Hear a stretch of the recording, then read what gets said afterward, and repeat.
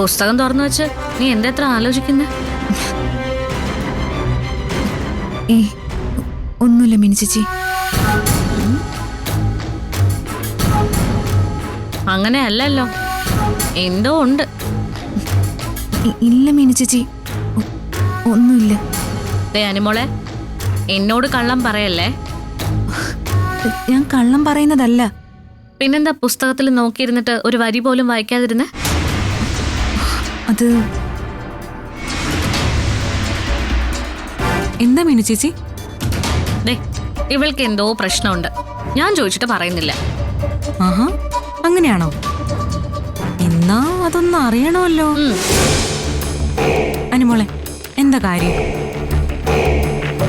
പറയേ, എന്താണേലും ധൈര്യമായിട്ട് പറഞ്ഞോ. ഞങ്ങളോടൊന്നും മറച്ചു വെക്കില്ലെന്ന് നീ പ്രോമിസ് ചെയ്തല്ലേ?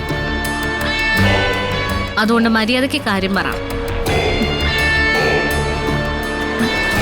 ഇന്ന് രാവിലെ കോളേജിൽ പോകുന്ന വഴി ആര്യൻ ചേട്ടനും ആലോകും തമ്മിൽ വഴക്കുണ്ടായി.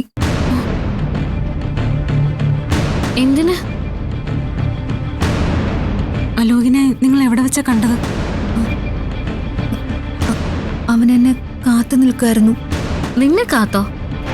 എന്തിന്? എനിക്കറിയില്ല. എന്നോടൊന്ന് സംസാരിക്കണമെന്നും പറഞ്ഞു അവൻ കാത്തു നിൽക്കുമായിരുന്നു. ആര്യൻ ചേട്ടൻ പറഞ്ഞു ഒന്ന് സംസാരിക്കണ്ട, പോവാന്ന്. പക്ഷെ അലോക് വാശി പിടിച്ചു. എന്നോട് സംസാരിച്ചിട്ടേ പോവെന്ന് പറഞ്ഞു. എന്നിട്ട് അങ്ങനെ രണ്ടുപേരും തമ്മിൽ അങ്ങോട്ടും ഇങ്ങോട്ടും വഴക്കുണ്ടായി. ഇവനിത് എന്തിന്റെ പ്രശ്നം? അന്ന് നീ ഇടപെട്ടവന്റെ ശിക്ഷ ഒഴിവാക്കി കൊടുത്തല്ലേ? നിനക്ക് അവനടുത്ത് എന്തോ സെന്റിമെന്റ്സ് ഉണ്ടെന്ന് അവന് തോന്നിക്കാണും.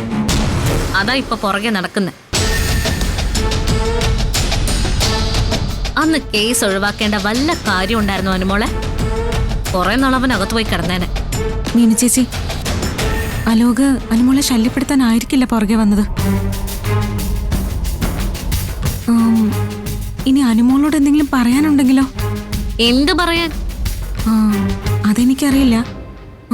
ചിലപ്പോ നേരിട്ട് സോറി പറയാനോ മറ്റോ. കോടതിയിൽ വെച്ച് അവൻ അനുവിന്റെ കാല് പിടിച്ച് മാപ്പ് പറഞ്ഞില്ലേ? ഇനി എന്ത് സോറി പറയാനാ? അവന്റെ ഫോൺ നമ്പറുകളൊക്കെ ഞാൻ ബ്ലോക്ക് ചെയ്തിട്ടുണ്ട്. പക്ഷെ ഞങ്ങളുടെ ചില കോമൺ ഫ്രണ്ട്സ് വഴി അവൻ എന്നെ കോണ്ടാക്ട് ചെയ്യാൻ ശ്രമിക്കുന്നുണ്ടായിരുന്നു.